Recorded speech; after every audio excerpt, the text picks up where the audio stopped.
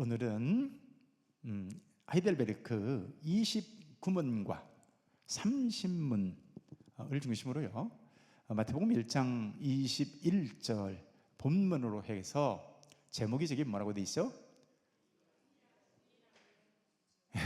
제목이 유일한 구주이십니다. 유일한 구주가 제목이에요. 여러분, 2001년도 그 유명한 9.11 사태를 아시나요? 뉴욕 세계무역센터에 2대의 여객기가 날아와서 충돌을 하게 됐죠. 불길이 치솟고 연기가 하늘을 뒤덮어가지고 110층 건물 안에서 수천 명의 사람들이 갇히게 됐습니다. 자, 이때 사람들이 필사적으로 탈출구를 찾았는데 당연히 엘리베이터는 작동이 되질 않고요. 건물이 100층이 넘는 그런 높이에 있으니까 당연히 뛰어내릴 수도 없었겠죠. 이때 사람들이 구조 헬기가 올 거야 라고 믿으면서도 어떤 사람들은 더 높은 층으로, 어떤 사람은 아래층으로 불길을 뚫고 내려가려고 시도를 했다고 합니다. 여러분, 한결같이 이때 간절히 누군가가 와서 자신들을 구원해 주기를, 구해 주기를 바랬는데 남쪽 타워가 결국 먼저 무너졌습니다. 자, 부딪힌 지 58분이 지난 시점에 결국 남쪽 타워 건물이 무너져 버렸고요. 북쪽 타워도 한 몇십 분 뒤인 102분 만에 결국 북쪽 타워도 무너져 버리고 말았어요. 자, 이날 자그마치 몇 명이 사망을 했다고요? 저기 써 있죠.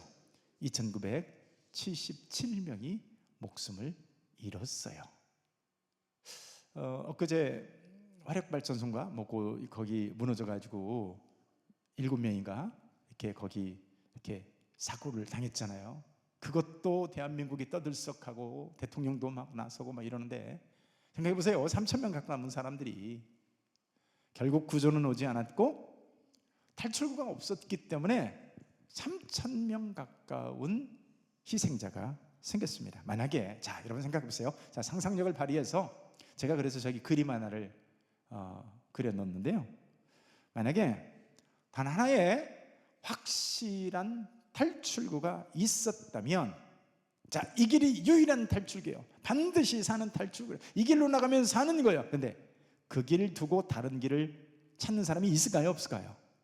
그 길이 확실하다면 절대로 그런 일은 없을 것입니다. 자, 그렇게 생명이 걸린 순간의 사람들은요, 유일하고 확실한 길, 확실한 구조자, 구원자를 찾습니다. 자, 오늘 우리가 살펴볼 하이델베르크 29문과 30문은 바로 이것을 말하는 거예요. 자, 인류는 지금 무너져 내려가는 건물에 갇혀 있습니다. 그리고 이 죄라고 하는 불길이 우리를 삼키고 있고 사망이라고 하는 연기에 의해서 우리가 질식해서 죽어가고 있는 거예요.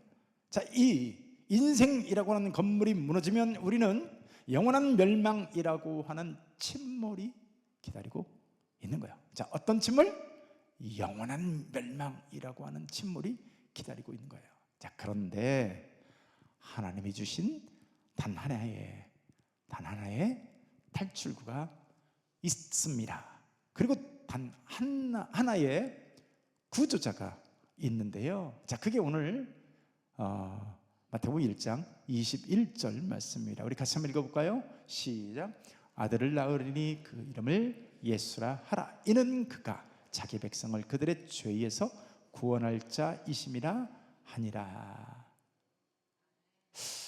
자기 백성을 죄에서 구원할 자, 예수님의 이름 자체가 예수님의 정체성을 드러내주고 있습니다. 여러분, 제 이름이 뭐죠? 네, 그 이름도 퀄리티 떨어지는 김만곤이에요. 근데 뜻이 땅이 가득하다 뭐 이런 얘기인데, 예수님은 이름 자체가 자신의 삶의 정체성을 보여주고 있어요. 자기 백성을 죄에서 구원하실 자다. 죄에서 구원하시고 이 죄라고 하는 불길에서, 사망이라고 하는 연기에서 질식해가는 우리를 누가 구원하신다고요? 확실한 구원자이신 예수 그리스도께서 우리를 구원하신다는 겁니다. 자, 그런데 이 예수님이라고 하는 분에 대해서 사도행전은 뭐라고 말씀을 하실까요? 우리 같이 한번 읽을까요? 시작. 다른 이로서는 구원을 받을 수 없나니 천하 사람 중에 구원받을 만한 다른 이름을 주신 일이 있다 없다? 있다 없다? 없대요. 없대. 여러분, 이 예수 그리스도가 유일한 탈출구라는 거예요. 여러분 동의하십니까? 예수님 말이 우리의 죄로부터, 사망으로부터 유일한 탈출구다. 죄라는 불길에서 우리를 살게 할 유일한 비상 탈출구가 누구냐? 그분이 바로 우리 주 예수 그리스도이시라는 거예요. 자, 여러분, 이것은 단순한 신학적 토론 수준이 아닙니다. 이것은 여러분 생명이 걸린 문제예요. 죽고 사느냐의 문제예요. 이 예수 그리스도야말로 유일한 탈출구다. 유일한 구원자다.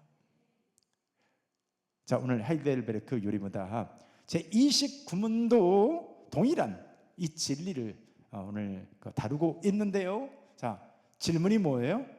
시작. 왜 하나님의 아들을 예수 곧 구주라고 부릅니까? 왜 그럴까요? 답변이 뭐예요? 시작. 그가 우리를 죄에서 구원하시기 때문이고 구원은 다른 어느 누구에게서도 찾을 수 없기 때문입니다. 아멘. 자, 그래서 이 죄라고 하는 것은요, 하나님과의 관계 단절에서 생기는 것이 바로 이 죄입니다. 그래서 모든 인간은 이 죄 때문에 그야말로 절대적 절망 속에서 살아가고 있어요. 성경은 뭐라고 말할까요? 로마서 3장 23절 말씀에 보니까 모든 사람이 죄를 범하였음에 하나님의 영광에 이르지 못하였다. 그러니까 여러분, 단 한 사람도 예외 없이 모든 사람이 죄를 범하였다. 그런데 로마서 6장 23절에서는 그 죄가 주는 영향력이 뭐래요? 모든 사람이 죄를 범하였는데 이 죄는 결국 죄의 삭은 사망, 죽음, 멸망을 나타나는 거예요. 단순히 이 세상에서 몇 년 벌 받는 정도, 그게 아닙니다. 요즘에 뉴스를 보면 몇 년 동안 뉴스를 정말 떠들썩하게 했던 사람들이 형을 선도되어서 형을 받게 됐는데, 감옥에서 어떤 사람은 7년, 어떤 사람은 5년, 3년 뭐 등등 이렇게 판결이 됐어요. 자, 우리가 이 세상에서 지은 죄가 3년, 5년 뭐 이 정도라면 얼마나 다행일까요? 근데요, 마태복음 25장을 보면요, 자그마치 영원한 형벌이래요. 왼편에 있는 자들에게 이르시되 멸망의 영벌에 들어갈지라, 이렇게 말하는 거예요.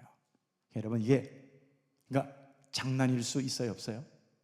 없습니다. 그래서 단테의 신곡에 보면 지옥의 입구에 이런 글귀가 써 있대요. 이곳에 들어오는 자는 일체의 소망을 버리라. 지옥은 어떤 곳일까요? 불타는 지옥, 뭐 그럴 것도 맞습니다만은 영원히 일체의 소망이 단절되는 곳이 그곳인 거죠. 오죽하면 그 부자 보세요. 나사로의 손끝에 떨어지는 단 한 방울, 그 물 한 방울로 내 혀끝을 서늘하게 하소서인데 이것마저도 거절되는 것이 멸망이요, 형벌이요, 심판의 결과인 것이죠. 그러니까 여러분, 이 근본적인 문제를 해결하지 않고서는 그 어떤 외적인 문제를 해결하는 거, 여러분 무슨 의미가 있겠어요? 전부 다 무의미하고 다 그야말로 임시방편에 지나지 않을 것입니다. 자, 여기 암 환자가 있다고 생각해 보세요. 암 환자가요, 머리가 아프다고, 깨질 것 같다고 호소를 합니다. 그랬더니 저 예쁘게 생긴 의사가 오더니요, 웃으면서 진통제를 놔줬어요. 자, 드디어 두통이 사라졌습니다. 그랬더니 환자가요 막 기뻐하는 거예요. 내 두통이 사라졌다고. 자, 여러분, 그러면 문제가 해결된 건가요? 문제가 해결됐나요? 아니요. 암은 여전히 그 사람의 몸속에서 이 사람을 잠식해가고 사망으로 달려가고 있는 거예요. 진통제가 그저 증상을 완화시켰을 뿐이지 근본 원인을 제거하지 못한 겁니다. 인류도 마찬가지예요. 우리도 마찬가지예요. 우리는 끊임없이 어떤 닥친 증상을 치료하고 해결을 하려고 합니다. 자, 가난을 해결하려고 하고, 질병을 해결하려고 하고, 전쟁을 막으려고 하고, 전쟁의 결과로 일어나는 참상들을 해결하려고 해요. 다 중요한데, 다 해야 되는데, 자, 문제들은 이것들은요 증상일 뿐이에요. 증상. 가장 중요한 근본적인 것이 남아 있습니다. 그게 뭘까요? 그게 바로 죄입니다. 이 죄가 해결되지 않으면 결국 인간은 그러다 영원한 사망에 이르고 마는 거예요. 저 암 환자에게 진통제를 투하하고, 안마사가 와서 안마를 해주고, 또 심리 상담을 해주고, 근데 여러분, 근본적인 이 암이라고 하는 문제를 해결하지 않으면 이 사람이 결국에는 사망에 이르고 마는 것처럼, 우리에게 있어서 가장 근본적인 문제는 뭐냐? 이 죄라고 하는 근본 문제인데, 이 죄가 해결되지 않으면 결국 우리가 사망에, 멸망에 이르고 만다는 거예요. 그래서 이 땅에서 우리가요 아무리 성공한다 해도, 아무리 건강하고 또 재물이 많다고 해도요, 이런 것들이 우리 죄 문제를 해결할 수가 없는 거예요. 결과는 어떤 거에 귀결되고 말아요?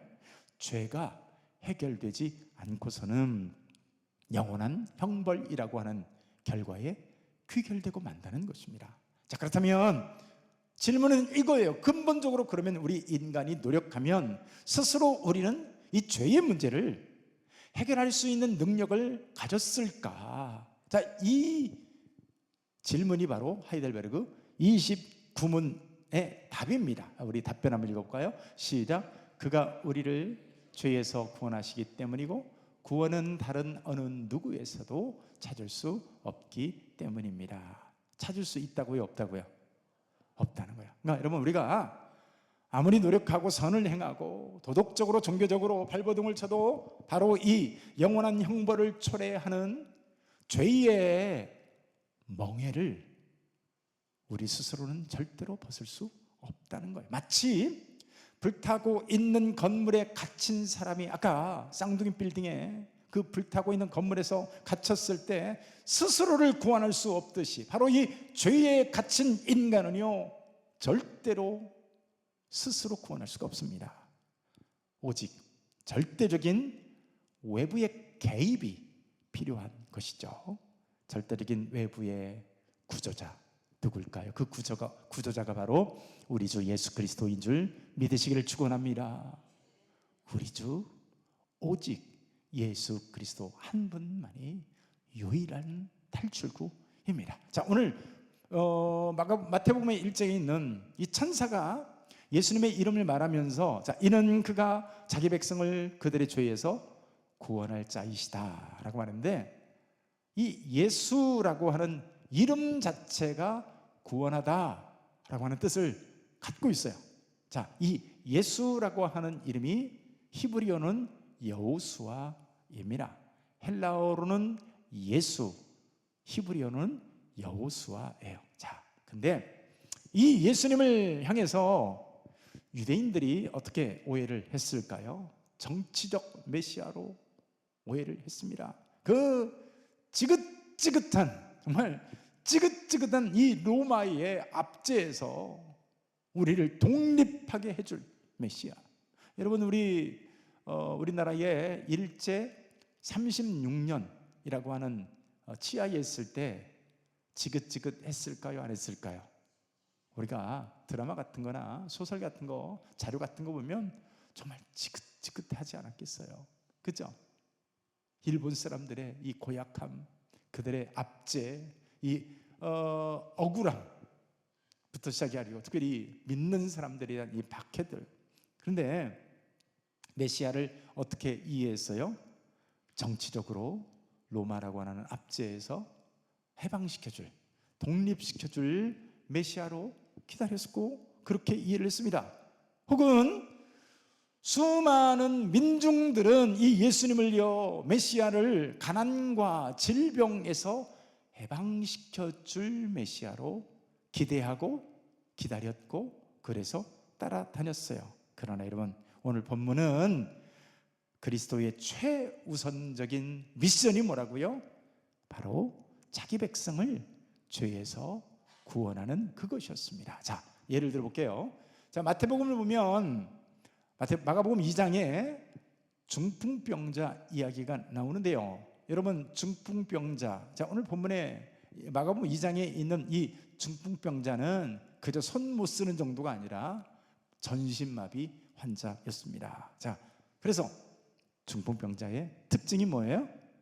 자신의 힘으로는 아무것도 할 수 없더라. 자신의 힘으로는 스스로 자기 자신을 고칠 수도 없을 뿐만 아니라 누군가의 도움이 있지 않으면 생존 자체가 불가능한 사람이 바로 이 마가복음 2장에 등장하는 중풍병자예요.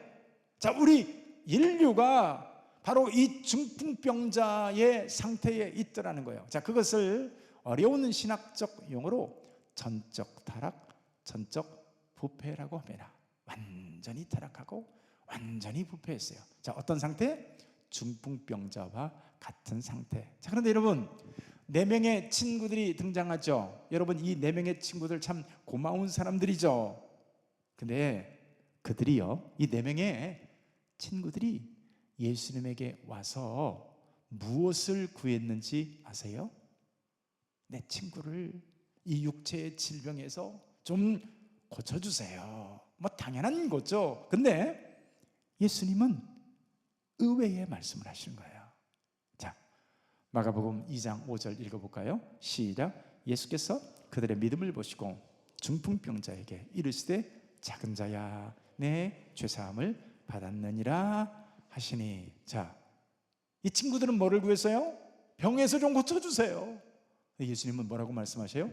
내 죄사함을 받았느니라. 자, 내 죄사함을 받았느니라 라고 말하자 이 바리새인을 비롯한 이런 사람들에 의해서 즉각적인 반발이 일어났습니다. 왜 죄사함 얘기를 하냐? 병이나 고쳐주지 네가 무슨 하나님이냐? 근데 여러분, 예수님은 그렇다면 왜 내 죄사함을 받았느니라. 자, 이 사람들은 와가지고 병 고쳐주세요 라고 했는데 왜 죄사함을 받았느니라 라고 말할까요? 여러분, 인간의 문제는 저 깊은 원인에 뭐가 있어요? 단순히 병 낫고 부자 되고 실직하고 그런 게 문제가 아니라 가장 근본적인 문제가 해결돼야 한다는 겁니다. 예수님이 중풍병자의 육신도 고쳐주지만 예수님의 가장 우선순위 그게 뭐였어요? 죄사함이었어요. 이게 근본적인 관심이었던 거죠. 자, 병의 문제를 해결해주는 구원자라고 한다면 여러분 굳이 여기 안 있어도 돼요. 예수님만 안 믿어도 됩니다. 도덕적이고 무슨 윤리적인 스승이 될 만한 사람들이요 참 많아요. 그러나 여러분, 우리의 죄 문제에 대해서 사도행전 4장 12절은 뭐라고 말씀한다고요? 다른 이로서는 구원을 받을 수 없나니 천하 사람 중에 구원받을 만한 다른 이름을 우리에게 주신 일이 없느니라. 왜 베드로는 그런 선언을 했을까요? 여러분, 예수님만이 십자가에 달려 죽으시고 예수 그리스도만이 부활하심으로 인간의 구원을, 그 자격을 갖추실 권세와 자격을 갖추셨음을 베드로가 알았기 때문에. 왜요? 베드로가 직접 부활하신 예수님의 실체를 봤잖아요. 만났잖아요. 마치 도마가 예수님의 손과 옆구리에 손가락을 넣어본 것처럼 베드로가 우리가 이 모든 일의 증인이다 라고 말해요. 사람이요, 자기 눈으로 본 것은 부인하지 못합니다. 특별히 보고 만져본 그것은요 부인하지를 못합니다. 특히 여러분, 영생의 문제가 달린 것은 더더욱 부인할 수 없는 겁니다. 중풍병자의 경우 죄사함의 문제가 해결되니까 육체의 문제는 저절로 해결이 됐습니다. 죄사함의 문제가 해결되니까. 예수님이 그래서 죄사함의 문제를 먼저, 내가 죄사함을 받았느니라를 먼저 선포하고 나서 중풍병자에게 야, 너 고쳐져라 얘기한 게 아니라 야, 자리 일어나 들고 가. 무슨 얘기가요? 너 고쳐졌어, 그 얘기인 거예요. 여러분, 이게 뭐를 의미할까요? 예수님만이 유일한 구원자임을 입증한 겁니다. 왜냐하면 자 보세요, 말로 네 죄사함 받았느니라 했는데 내 자리를 들고 일어나서 걸어가라 했는데 일어나서 자리를 들고 걷지 못한다면 이건 뭐가 될까요? 종교 사기꾼이 되는 거예요. 예수님이 내가 십자가를 지고 여기까지는 할 수 있어요. 사흘 만에 죽임을 당하고 여기까지는 할 수 있는데 사흘 만에 부활하여야 하리라. 자, 이것은요 입증돼야 되는 거예요. 맞죠? 네, 여러분, 베드로는 그것을 목도하고 만진 바요, 본 바요, 주목한 바요. 역사적으로 참 통일교회 그 문선명 보세요. 얼마 전에 죽었죠? 그 부인이 요새 TV에 자꾸 나오던데 본래 문선명이라고 하는 사람 안 죽는다고 그랬거든요. 죽었어요. 죽었으면 사흘 만에 부활해야 되는데 자기가 약속했는데 부활하지 않고 미안하지만 어떤 헛소리를 해요? 예, 영화된 몸으로 영생에 들어갔다는 거예요. 참 그러니까 사이비 종교고 종교 사기꾼인 거예요. 전도관의 박태선 살아났어요? 못 살아났어요? 그러니까 예수님이 중풍병자를 향해서 내 죄사함을 받았느니라. 자, 그리스도로서 하나님의 권위로 선포를 했죠. 지금 어떻게 이게 입증이 돼야 돼요? 내 자리를 들고 일어나 걸어가라 했을 때 자리를 들고 나아서 들고 걸어가야 되는 거죠. 여러분, 걸어갔을까요? 못 걸어갔을까요? 성경을 보세요. 걸어갔습니다. 할렐루야. 이 사건은 예수님의, 다시 말해서 죄를 사는 신적 권위를 가지신 분이시다는 것이, 이 사람이 일어나 걸어서 자리를 들고 간 것이 그것을 입증하는 사건이 된 겁니다. 자, 그래서 여러분, 성경은 어떻게 말할까요? 같이 한번 읽습니다. 시작. 하나님은 한 분이시요 또 하나님과 사람 사이의 중보자도 한 분이시니 곧 사람이신 그리스도 예수라. 할렐루야. 오직 중보자는 한 분이시라. 예수님만의 유일한 중보자이심을 성경은 선포하고 있습니다. 자, 하이델베르그 30문은 이것을 더욱더 명확하게 진술하는데요. 자, 한번 30문 질문 한번 읽어볼까요? 시작. 그렇다면 자신의 구원과 복을 소위 성인에게서 혹은 자기 자신이나 다른 데서 찾는 사람들도 유일한 구주이신 예수님을 믿는 것입니까? 답변이 뭐예요? 아닙니다. 그들은 유일한 구주이신 예수를 말로만 자랑하지만 행위로는 부인합니다. 여러분, 예수님이 완전한 구주가 아니든지 만약에 예수 그리스도를 영접한 자들이 그들의 필요한 이 구원에 관한 모든 것을 예수님에게만 찾든지 둘 중에 하는 거예요. 예수님이 진짜 구주가 아니든지 아니면 진짜라면 영접한 우리들은 예수님만 붙들고 예수님만 믿고 따르고 예수님이 유일한 길이요 진리요 생명인 것을 믿고 오늘도 따라가야 한다는 거예요. 그렇습니다. 여러분, 예수님만이 유일한 우리의 중보자이신 것을 믿으시길 축원합니다. 그래서 천주교에서 말하는 마리아가 아무리 예수님을 낳아준 사람이라 할지라도 마리아가 우리의 중보자가 될 수 없는 거예요. 여러분, 교황이 얼마나 이 천주교 신자들에게는 거룩해 보이고 지존처럼 보이는지 몰라요. 그러나 그들도 역시 우리의 중보자가 될 수는 없습니다. 왜 그럴까요? 그들도 역시 한낱 죄인에 불과하기 때문에 그래요. 모든 사람이 죄를 범하였음에, 모든 사람이 죄를 범하였. 여기에는 마리아도, 여기에는 교황도, 여기에는 베드로도, 여기에는 문선명도, 신천지의 이만희도 누구도 예외 없이, 그래 천하 만민의 구원 얻을 만한 다른 이름을 주신 일이 없다고 한 이유가 그건 거예요. 여러분, 다른 거 다 필요 없어도, 어떤 사이비 이단 안상홍이 아니라 누가 와서 말을 하더라도 예수 그리스도 이외에 구원받을 만한 다른 이름을 주신 일이 있다 없다? 만약에 이만희가 우리의 구원자라면 거기다 가로를 쳐야 돼요. 천하 만민의 구원받을 만한 다른 이름을 주신 일이 없느니라 가로 열고 이만희만 빼고 이래야 되는 거예요. 그런 성경 있어요 없어요? 없죠.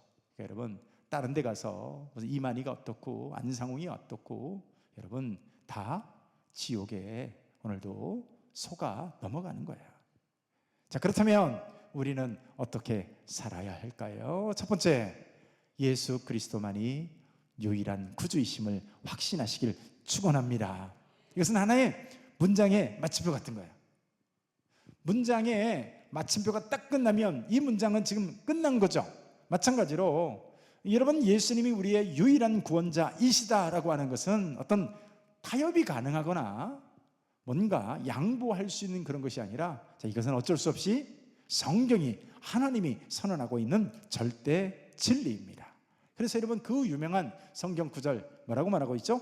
예수께서 이르시되 내가 곧 길이요 진리요 생명이니 나로 말미암지 않고는 아버지께로 올 자가 없느니라. 아멘. 영어 성경 보세요. I am the way, I am the way, the truth, the life. 유일한 길이라는 얘기예요. 더라는 것은 유일할 때만 붙여요. 유일한 길이요, 유일한 진리요, 유일한 생명이라는 것입니다. 그래서 여러분, 나 자신은 물론이고요, 그 어떤 성인 성자라 할지라도 예수님을 대신할 그 어떤 길이요 진리요 생명된 존재는 없음을 반드시 기억하시기를 축원합니다. 자, 여러분, 이것을 타협할 수가 없어서 제자들이 전부 순교의 길을 갔어요. 생각해 보세요. 만약에 그렇지 않다면 죽음의 칼날이 앞에 있을 때 시저도 카이사르도 주님이십니다, 요 한마디만 하면 살아나는데 왜 죽어요? 왜 순교해요? 타협할 수 없거든요. 예수님만이 유일한 길이요 유일한 진리요 생명이신 것을 봤거든요.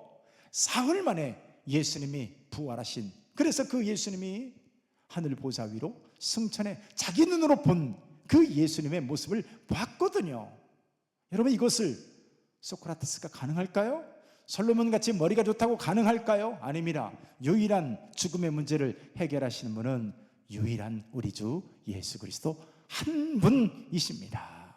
아멘, 아멘. 두 번째요, 구원의 확신은 우리의 행위가 아니라 하나님의 신실하심에 근거하고 있다는 것을 꼭 기억하시길 바랍니다. 예? 수많은 사람들이 오늘도 교회 다니면서 괴로워하는 이슈가 뭘까요? 예수 믿는다고 하는데, 믿었다고 고백해서 영접했어요. 근데 또 죄 짓거든요.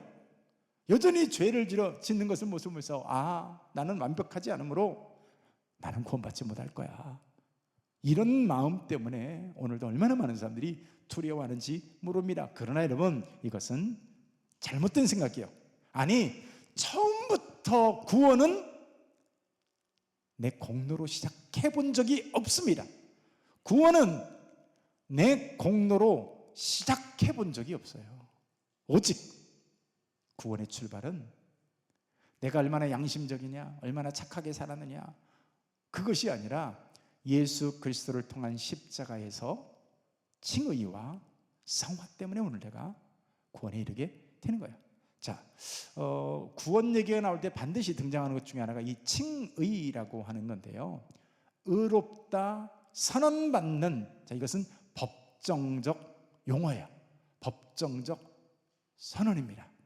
그러니까 여러분, 하나님이 여러분들 향해서 구원을 받는다는 것은 법정에서, 심판대 앞에서 너 죄 없어 이렇게 해야 되거든요. 너 의인이야, 죄 없는 사람이야, 죄가 없는 사람이야, 선언을 해줘야 구원받는 거거든요. 이게 의롭다는 것은 구원과 같은 얘기고 법정적 용어인데, 여러분, 나를 보고 의롭다 하신 것은요, 그러니까 하나님은 하나님의 법정에서 이 자리에 있는 예를 들면 김영선 집사님을 보고, 김영선이란 사람을 보고 의롭다 한 적이 없어요. 오직 우리가 의롭다라고 선언되는 것은 오직 예수님이 이루신 의 때문입니다. 예수님이 이루신 십자가상의 의, 그것 때문에 법정적으로, 그것도 단회적으로 선언된 거예요. 여러분, 이 법정적으로 단회적이라는 말을 잘 기억해야 됩니다. 세상에서도 어려운 말로 일사부재리의 원칙이라는 것이 있어요. 여러분, 법정에서, 대법원에서 무죄 하고 선언돼 버렸어요. 찜찜해도 그러면 이 사람은 나중에 다시 불러다가 너 아무래도 잘못된 것 같아, 너 다시 유죄, 형량 10년 이 되나요? 세상 법정도 그게 안 되죠. 특히 하나님은요, 우리가 우리의 의롭다라고 하는 이 선언의 근거 자체가 단 한 번도 우리에게서 출발한 적이 없이 영원토록 불변하시는 오직 예수 그리스도의 대속의 의에 근거하고 있습니다. 그렇기 때문에 여러분, 이것은 변할 수 있을까요? 이 칭의는 변할 수 있을까요? 나로부터 출발한다면 변할 수 있을 거예요. 그러나 여러분, 한 번도 나로부터 출발한 적이 없어요. 불가능한 거예요. 오직 우리가 의롭다라고 선언받으시는 것은 십자가상에서 이루신 하나 예수 그리스도의 언약적 의, 이것이 이루어진 것, 그 의의 옷이 나에게 입혀진 것을 보시고 하나님은 우리에게 의롭다라고 하는 거예요. 그렇기 때문에 여러분, 이것은 번복될 수가 없습니다. 내 기분에 따라서, 내 양심에 따라서 죄진 것이 생각나가지고 찔려서 그때마다 번복되는 것이, 그럴 수가 없는 거예요. 여러분, 우리가 예수님을 믿지만, 영접했지만 중간에 살면서 여러분 넘어집니까? 안 넘어집니까? 죄 짓습니까? 안 짓습니까? 근데 여러분, 꼭 기억할 것은 처음부터 우리를 의롭다 한 것은 우리로부터, 나에게서부터 근거된 적이 없습니다. 오직 한 가지, 믿음으로 말미암는 덧입는 의예요. 아멘. 아멘 합시다. 그러니까 이것은 단회적이다. 단회적이란 말은 뭐죠? 한 번 법정적으로 하나님께서 의롭다, 아무개야 너는 의롭다 하면 이것은 단회적으로, 마치 일사부재리처럼 법정적 행위로. 그래서 여러분, 정도의 차이 있을까요? 저 사람은 많이 의로운데 나는 요만큼 의롭다고 선언받는 거, 그게 있을 수 있을까요? 아니에요. 강도나 도둑질한 사람이나 마음에 간음한 마음으로 죄를 지은 사람이나 여러분, 똑같이 한 번 의롭다 선언받으면 그것이 예수 그리스도로부터 출발하기 때문에 여러분, 완전히 의로운 것입니다. 자, 저 사람은 법정적에서 하나님께서 우리를 구원하실 때 너는 70%만 의로운 사람이야. 너는 평소에 양심 없는 거 보니까 너는 30%만 의로운 사람이야. 여러분, 그럴까요? 그런 거 없습니다. 여러분, 예수 그리스도의 우리에게 주시는 은은 완전한 의인 것을 믿으시길 축원합니다. 그래서 여러분, 로마서 8장에서는 뭐라고 말할까요? 시작.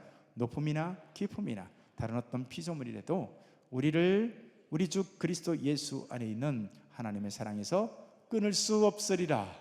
아멘. 아멘.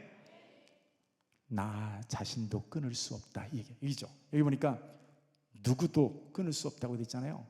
그것은 심지어 나 자신도 끊을 수가 없어요. 저 사람도 끊을 수가 없어요. 어떤 김일성이라든가 등등 이런 독재자도 끊을 수가 없어요. 왜요? 내가 너희에게 영생을 주노니. 누가 주는 거예요? 내가 주나요? 내 행위가 주나요? 내가 양심적으로 산 것이 아니에요.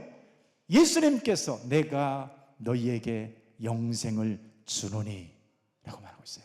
이 기도미라고 하는 것은 여러분 이미 완료됐다, 그거예요.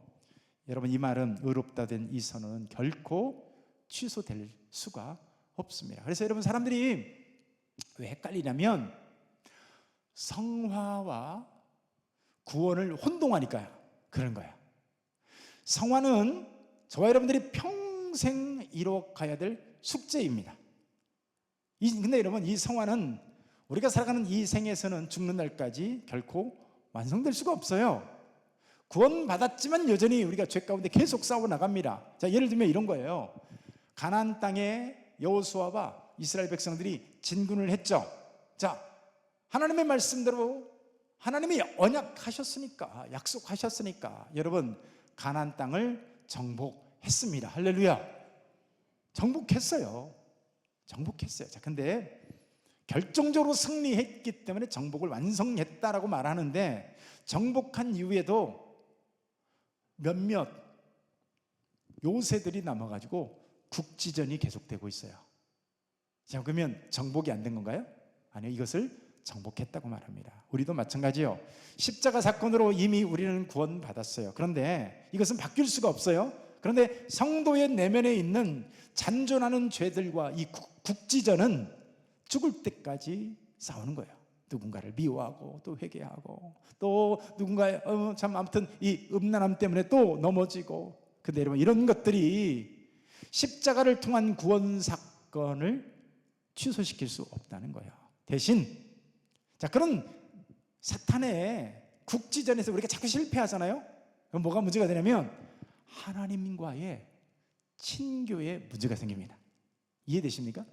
하나님과의 친교에 문제가 생겨요. 그래서 우리가 이렇게 이런 국지전에서 계속 실패하면 우리로 하여금 하나님 앞에서 풍성한 삶을 살 수 없게 만듭니다.